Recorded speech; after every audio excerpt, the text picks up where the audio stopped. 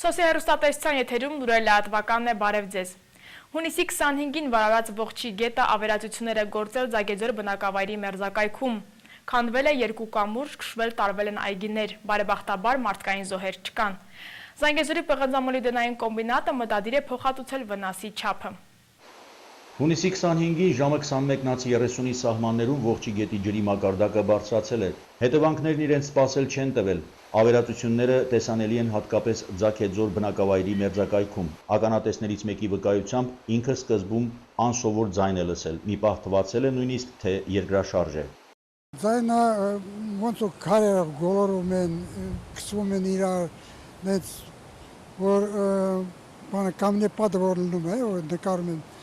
Այդ ձեր քարերը գոլորելով ձայն են հանում, նույնն էլ ձայն եմ լսել, նայել դեպի գետը, տեսել որ գետը բարձրացել է, գետը որով մեծ ծառեր ավ գալիս։ Բարեբախտաբար մարդկային զոհեր չկան։ Դեպքի վայր էր մեկնել նաև մարզային փրկարարական վարչության օպերատիվ խումբը։ Ժամը 21:30-ի սահմաններում ահազանգ ենք ստացել, որ Ողջի գետի ջրի մակարդակը կտրուկ բարձրացել է։ Օպերատիվ խումբը մեկնել է դեպքի վայր եւ տեղում պարզել, որ վնասվել են Կապան Քաջարյան 15-րդ կիլոմետրի 2 կամուրջները Ձագեձորի բնակավայրի դիմաց։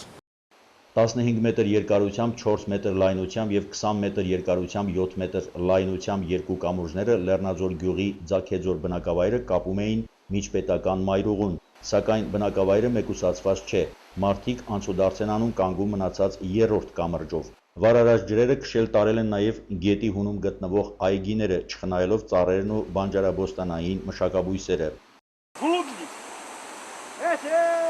Картошка, грудник, ամեն ինչի վարած է։ Սի լոբիալա, կարտոշկայալա, սամ չերանդայն է, հունց ու վերև քշալչի։ Այն նույն ձևի վարած է։ Եկել եմ տեսել ջուրը մտել էր քշել տարել է։ Ամբողջովին, ասեք կարտոշկայա, լոբիա, խիարա, պամիդոր ամեն ինչ կարել է, ծառերա։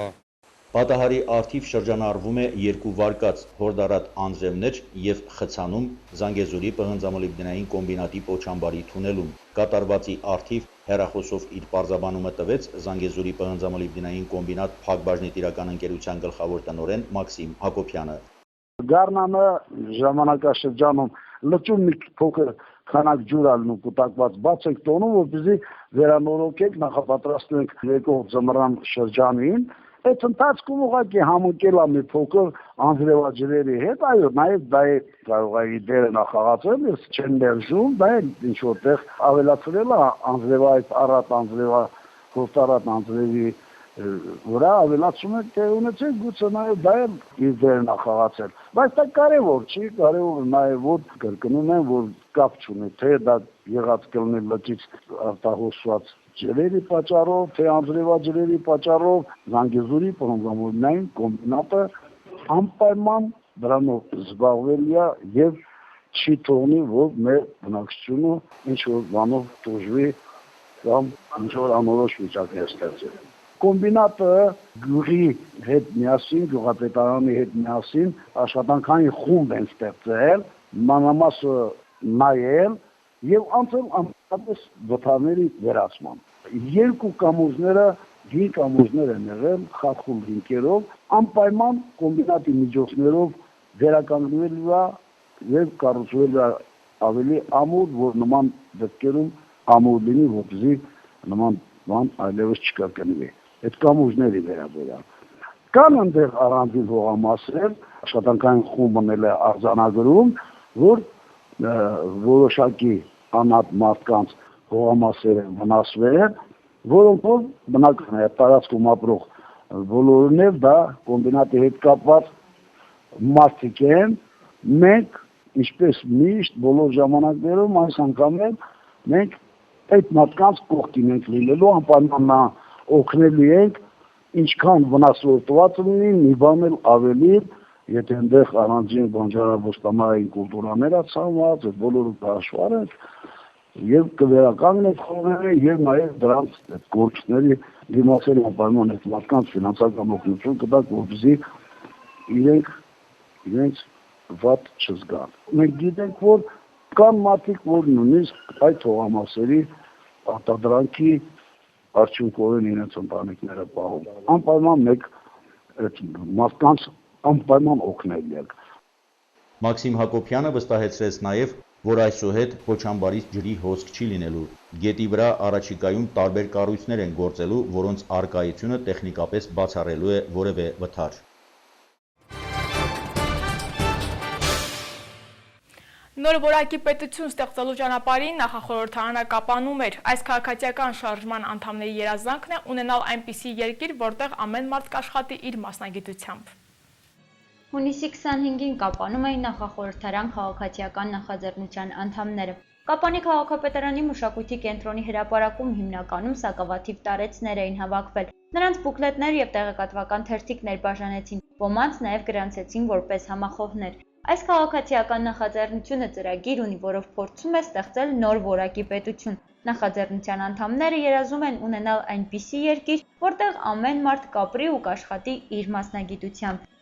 Օրակարգը մեկն է։ Մենք պետք է ստեղծենք պետություն։ Այսինչ այսօր մենք ունենք, սա պետություն չէ։ Մենք այստեղ այս գործը նախաձեռնողներս ըստ էության մենք երբեք չենք ուզենար զբաղվել ինչով որ այսօր զբաղվում ենք, այսինքն ամենևս մեր մասնագիտությամբ պետք է լծված լինեինք մեր գործով։ Երազանք ունեմ, որ իմ երկիրը չլինի վիրավոր ծիրանենիների երկիր, ասում է ժամանակին արտագաղթած ու այժմ նորից վերադարձած բանասեր թարգմանիչ Սյուզան Սիմոնյանը։ Մենք հասկանում ենք, մենք գիտակցում ենք, որ մենք ամեն օրվա հետ կորցնում ենք մեր երկիրը, քանզի մենք կորցնում ենք մեր երկրի ամենագլխավոր հարստությունները, մարդկային ներուժը, որը գաղթականի ցուպն առած լքում է երկիրը։ Բանախոսներն անընդհատ շեշտում էին Սյունիքի ռազմավարական նշանակությունը, հիշում պատմական անցքերը, որտեղ Սյունիքը պատվով պայքարել է ներքին ու արտաքին թշնամիների դեմ։ 21 թվին Սյունիքը հյուսիսին, հարավին, արևելքին, արևմուտքին պարտադրեց իր կամքը։ Հիմա էլ կարող է պարտադրել։ Եվ ընդհանրապես բոլորը շատ լավ գիտեն, որ Սյունիքը Հայաստան աշխարհի բերդն է։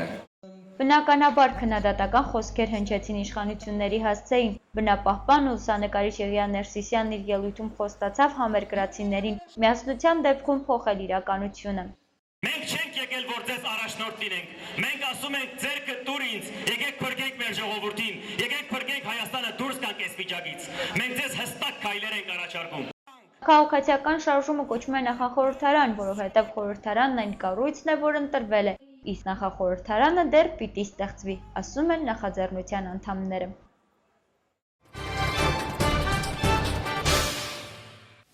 Այս տարվանից արձակվել է առողջապահության նախարարի նոր հրամանը, ըստ որի պետպատվերի շրջանակներում անվճար ծննդօգնություն ցույց կտրվի ուղեգրով, իսկ նրանք, ովքեր ցանկանում են ծննդաբերել հարմարավետ բուժ հաստատություններում, ստիպված կլինեն կատարել պետական մուծումներ։ Առողջապահության նախարարի հրամանով 2013 թվականից ծննդօգնության հիվանդանոցային ծառայություններ ուղեգրման կարգի մեջ կատարվել են որոշակի փոփոխություններ։ Եթե նախկինում մարզերի բնակիչները ցանկությամբ կարող էին հավաստագրերով անվճար ծննդօգնություն ստանալ մայրաքաղաքի հիվանդանոցներում, ապա նոր կարգի համաձայն անվճար բուժօգնություն կստանան նրանք, ում բուժիչները ուղեգրել են։ Այսինքն, եթե ապագա մայրը հղիության հետ կապված խնդիրներ չունի եւ որոշել է ծննդաբերել նորոգված եւ տեխնիկապես հագեցած բժշկական հաստատությունում, ստիպված կլինի վճարել սահմանված գումարը։ Ամբողջ նպատակը կայանում է նրանում, որ համաչափ զարգացնեն եւ մարզային կառույցները առողջապահական եւ մասնավորապես ծննդօգնության եւ Երևանի։ Այդ առումով իհարկե մի քանի տարի առողջապահության նախարարության կողմից իրականացում է համապատասխան աշխատանքներ եւ արդյունքում մենք ունենք այսօր մարզում որոշակի ձեռքբերումներ։ Եթե բժշկական ցուցում չկա, եթե չկա մամայի կողմից էքստրագենիտալ պաթոլոգիաներ, կապված մամայի առողջության հետ, կապված պտղի ներարգանդային պաթոլոգիաների հետ, իրենք իրենց ցանկությամբ ուզում են լավ պայմաններում ծննդաբերել, լավ մակարդակի, բարձր ծննդատներում, դրանք կարող են վճարել եւ ստանալ համապատասխան օգնությունը։ Այսինքն այն վճարները, որ պետությունը փոխհատուցում է այդ ծախսերը, ըստ որի մեր հիվանդանոցում, ասենք մեր ծննդատանը նորմալ ծնունդը փոխհատուցում է պետության կողմից բարդությունների աստիճաններ կա, մոտորապես 107,000-ի չափով նորմալ ծնունդն է փոխհատուցվում եւ 194,100 դրամ փոխհատուցում է կեսարյան հատման միջոցով ծննդալուծում։ Այն հղիները, որոնք նորմալ են, նրանց մոտ նորմալ է ընթանում հղիությունը, ոչ մի պաթոլոգիա չկա, ասենք երրորդ մակարդակի ծննդատուն ուղեգրելու, նրանք այդ վճարները, որոնք պետության կողմից փոխհատուցվում են, նրանք իրենց կողմից պետք է փոխհատուցվեն։ Իսկ եթե սահմանված պետական ոճաների պատճառով մարզերի բնակիչները հնարավորություն չունենան մայրաքաղաք մեկնելու, ապա այս դեպքում տվյալ բնակավայրի բժշկական հաստատությունը արդյոք հնարավորություն կունենա համապատասխան ծննդօգնություն ցույց տալու։ Հանրապետությունում նման բուժհաստատությունները 3 մակարդակի են, ինչպիսին է պատկերը մեր մարզում։ Առաջին B մակարդակին են պատկանում Մեղրու, Քաջարանի, առայժմ Կապանի եւ Սիսիանի բժշկական հաստատությունների ծննդաբերական բաժանմունքները։ Մենք առաջի B կարգ ենք, բայց առաջի B կարգն էլ լիքը ընդունում է նորմալ հղիներով, ասենք առանց բարդությունների, այն ծննդալուծումն է իրականացում, որը ոչ մամային, ոչ բալիկին օգնություն հարկավոր չի լինում։ Սիպապ ապարատ ենք ստացել, որը շատ բալիկների կյանք է փրկել։ Նորածիններ, ասենք մի 7-8 նորածինների կյանք է փրկվել այդ ապարատի շնորհիվ, որը մեզ հատկացրել է Վիվասել կազմակերպությունը։ Մարզում մենք ունենք առայժմ 1 երկրորդ մակարդակի ծննդօգնություն ցուցաբերող բժշկական կենտրոն, դա Գորիսի բժշկական կենտրոնն է,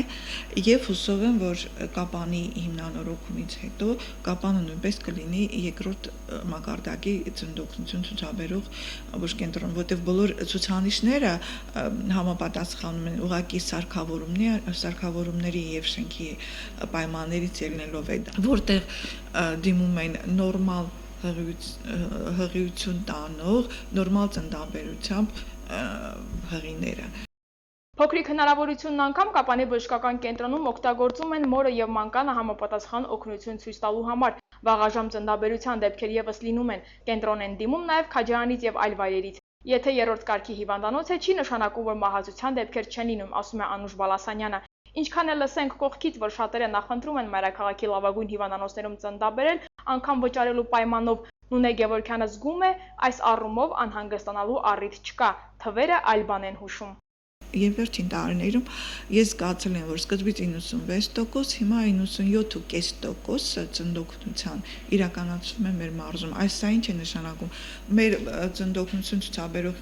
ընկերությունների տվյալները, քանի ծնունդ են ունեցել, եւ ԶԱԳՍ-երում գրանցված տվյալները։ Դրանց տարբերությունը կազմում է 2.5%։ Հիշեցնենք նաև, որ այս պահին Կապանի բժշկական կենտրոնում շարունակվում են շինարարական աշխատանքները, իսկ նորոգումից հետո ծննդատունը կտեղափոխվի թերապևտիկ բաժանմունքի երկրորդ հարկ։ Նորոգումից հետո նոր սարքավորումներով կվերազինվի կամ նոր կարգ կստանա բժշկական կենտրոնը, թե ոչ, դեռ վաղ է ասել։ Մասնագետները վստահեցնում են, որ ամեն ինչ կընթանա ըստ սահմանված կարգի։ Կապանի սոցիալական ծառայության տարածքային գործակալությունում հաշվառված նպաստառուների թիվը 2013 թվականի հունվարից ոչ ավելացել, ոչ էլ պակասել է։ Այսօրվա դրությամբ 1128 ընտանիք օգտվում է ընտանեկան նպաստից։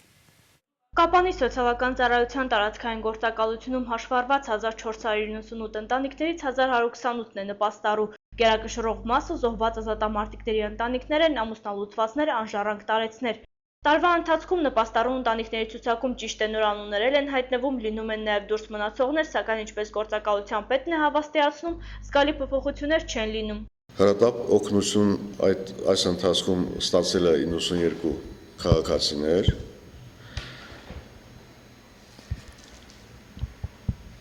Միաժամանակ ասեմ, որ երեխայի, մինչև 2 տարեկան երեխայի խնամքի համար մեր մոտ հաշվառվել եւ ստանում են 398 ընտանիք եւ իսկ միանվագ ծննդյան գումարներ ստացել է 222 ընտանիք։ Այդ 222 ընտանիքից ասեմ, որ 33 ընտանիք 3 եւ ավելի երեխաներ ունեցողներն են, ընդ որում յուրաքանչյուր երեխայի տրվել է 430,000 դրամ։ Պետության միջոցները նպատակային ծախսելու եւ հասցեականության արդյունավետությունը բարձրացնելու նպատակով գործակալությունը պարբերաբար ստուգումներ է իրականացնում։ Ընտանեկան նպաստի համակարգի ներդրման առաջին իսկ օրվանից խոսվում է դրա հասցեականության եւ խիստ կարիքավորներին աջակցելու մասին, սակայն քիչ չեն դեպքերը, երբ պահանջվող փաստաթղթերի փաթեթ են ստեղծում նաեւ ֆինանսապես ապահովները ու հայտնվում նպաստառուների ցուցակում։ Այս պահի դրությամբ կատարում են տնային այցելություններ, ուսումնասիրություններ, ստուգում են ներկայացրած փաստաթղթերի հավաստիությունը եւ խախտումներ հայտնաբերելու դեպքում, չափանիշներին չհամապատասխանելու դեպքում նրանց նկատմամբ կատարվում է ճշտումներ, եթե կան այնպիսի խախտում, որ անհրաժեշտ է կիրառել նաեւ պատժաձևեր, ասենք գումարների ավել ստացված գումարների հետ գանձում, դա անպայման կատարվում է։ Գործակալությունը շարունակում է նաև ավանդների փոխհատուցման գործընթացը։ 2006 թվականի մայիսից հաշվառված ցուցակների համաձայն օրենքով սահմանված կարգով քաղաքացիները ստանում են նախկին խորհրդային բանկում ներդրած գումարների փոխհատուցումը։ Մեր քաղաքացիները շատ դեպքերում շփոթում են, որ նոր գործառույթ է սկսվում այդ ավանդների հետ վերադարձման հետ կապված, բայց ասեմ, որ դա այդպես չի, նոր գործառույթ չկա, պարզապես սա հին ցուցակներն է, որ այսօրվա դրությամբ շարունակվում է։ Եվ այս պահի դրությամբ 58 քաղաքացիներ ստացել են նախկին խորհրդային բանկում ունեցած իրենց ավանդների փոխհատուցում։ Յուրամ Նացականյանի խոսքերով առաջիկայում մեր մարզում նույնպես կգործի մեկ պատուհանի սկզբունքը, այսինքն 3 ծառայություններ կգործեն մեկ շենքում եւ բնակիչները իրենց անհրաժեշտ տեղեկատվությունը կստանան մեկ կետից։ Դա շահավետ կլինի նրանով, որ քաղաքացիները մեկ տեղից կստանան տարբեր խնդիրների լուծումներ, կապված ասենք թոշակների, զբաղվածության, ինչպես նաև սոցիալական ծառայության տրամադրած ծառայություններից։ Եվ այստեղ շահավետություն նրանում է, որ ժամանակ չի կորցնի եւ քաղաքացին չի շփվի աշխատողների հետ։ Մեկ պատուհանի սկզբունքի ներդրումից հետո բնակիչները կխուսափեն քաշքշուկներից եւ ժամանակ կխնայեն։ 1987 թվականի դեկտեմբերի 7-ին ՄԱԿ-ի Գերագույն ժողովը որոշեց, որ ամեն տարի հունիսի 26-ին նշվի թմրամիջոցների չարաշահման եւ դրանց ապօրինի շուտանառության դեմ պայքարի միջազգային օր։ Այս տարվա կարգախոսն է «Թող քո նոր թմրամիջոցը դառնա առողջ ապրելակերպը»։ Ներկայումս Հայաստանի Հանրապետության առողջապահական համակարգի նարկոլոգիական ծառայության կողմից հաշվառված է 4332 թմրամոլ, հաշվառվածների գերակշիռ մասը 28-ից 49 տարեկան է։ Լուրերը լատվականն ավարտվեց, մինչ նոր հանդիպում։